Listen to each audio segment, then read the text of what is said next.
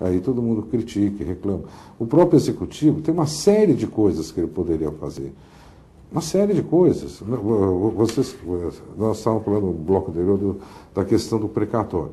Coisa mais interessante que tem é você encontrar político em época de campanha eleitoral que ele vira e chega, não, decisão judicial a gente se cumpre, se respeita, não se discute. Mas quantos políticos não estão descumprindo reiteradamente decisões judiciais todo dia? Em nome de quê? De propaganda eleitoral dos seus próprios governos, de usar recursos para outros objetivos. Quer dizer, agora, essa conta recai para nós. Quer dizer, por quê? Porque aí o cidadão indignado, ou a sociedade, em determinadas situações, recorre ao judiciário, ou o judiciário é também chamado a decidir, a intervir por uma autuação diligente do Ministério Público, da Ordem dos Advogados do Brasil. Então, nós somos obrigados, e às vezes, diante dessa estrutura, dessa falta de estrutura, nós é que levamos a culpa.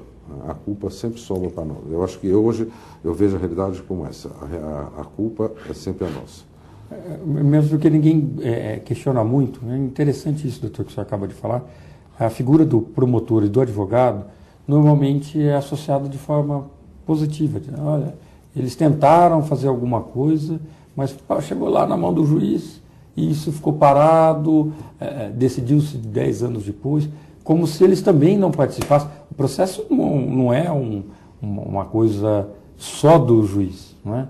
Tem atuação do advogado, tem atuação do Ministério Público, tem atuação das partes, há todo um encadeamento de ações e o juiz só coordena isso. Por que a culpa recai sobre o juiz e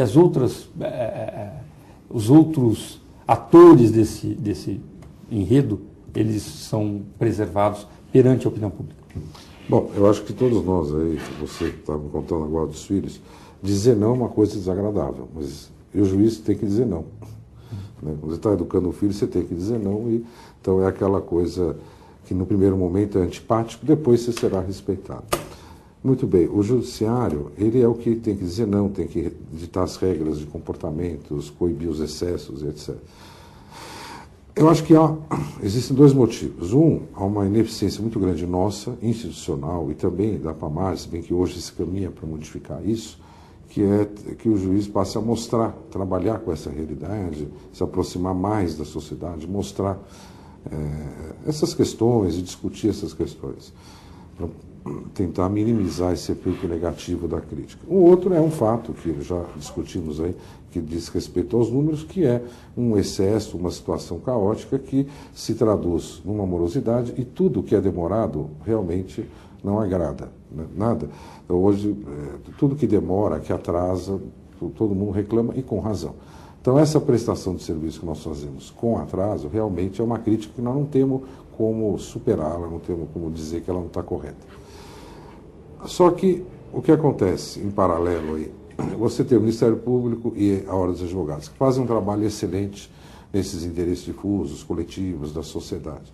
E que aparece para a sociedade como positivo. Por quê? Porque ela sai em defesa de um tema, de uma questão, ou de um universo, de um bloco de minorias ou maiorias, não importa. E isso, quando chega no judiciário, recebe esse tratamento, às vezes lento, às vezes moroso. Quando isso se traduz para o universo particular, a questão entre as pessoas, entre dois cidadãos, por exemplo, você tem também do lado os dois advogados. O juiz, ele decidindo, ele não agrada, com certeza, metade. Metade sai de lá, sai da audiência, sai bravo, sai xingando, porque perdeu, porque não gostou e tudo isso. A metade que ganhou, necessariamente, não vai te aplaudir. Primeiro porque é um serviço público que o cidadão pagou por isso e você não fez mais que a sua obrigação. A mesma coisa que você for tirar uma carteira de motorista. Você não fez mais que a sua obrigação de já ter... E ainda demora. Fala, pô, ainda demorou, minha audiência era para ter sido 6 meses antes. Quer dizer, e ganhou. E tinha o direito, muito bem. Agora, essa metade que saiu perdendo, ela aparece, ela se multiplica, ela é crescente. Isso é um movimento em todos os segmentos, quer nos recursos, quer na primeira instância. Tal. E isso, a culpa é sempre do juiz. Porque eu costumo dizer assim, costumo contar a história. Você pega um advogado que ele tem lá, eu fiz muita audiência, né, o juiz de Baracy, muitos anos. Então você pega lá 2 advogados, um de cada lado e tal. Aí aquela parte que perdeu a ação, o advogado que saiu de lá, que se perdeu um prazo, ou se foi menos talentoso que o outro colega, tudo, ele jamais vai dizer para esse cliente que o pagou, quer dizer, ele está recebendo o cliente, que ele foi menos talentoso, que o outro foi mais inteligente, que ele não pensou num argumento que pensou, que ele não usou um documento poderoso. Ele nunca vai dizer isso. Ele vai jogar a culpa no juiz.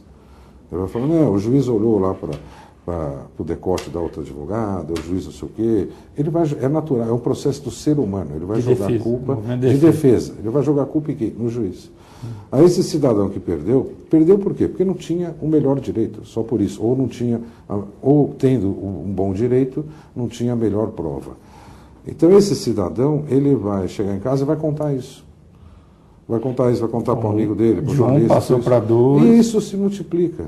Isso se multiplica. Então essa crítica é difícil. Quer dizer, o Ministério Público, ele entra com as ações, ele cumpre o papel dele muito positivamente.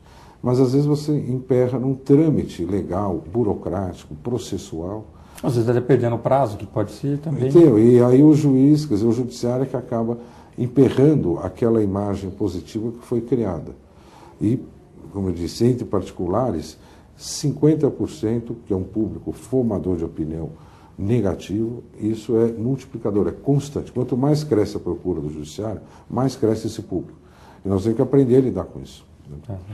Doutor Carlos, foi um prazer muito grande tê-lo nos nossos estúdios. Queria abrir espaço para as considerações finais do senhor e dizer que foi uma honra aprender um pouquinho mais com o senhor na data de hoje.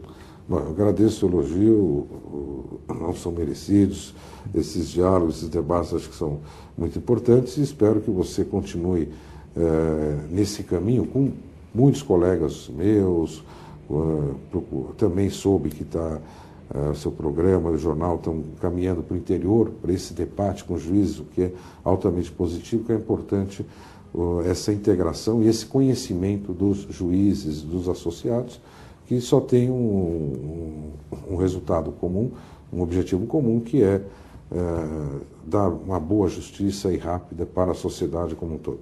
Tá certo. Muito obrigado, doutor. Eu que agradeço. E assim encerramos o Frente a Frente com a Justiça. Tenham todos uma ótima semana e até o próximo programa.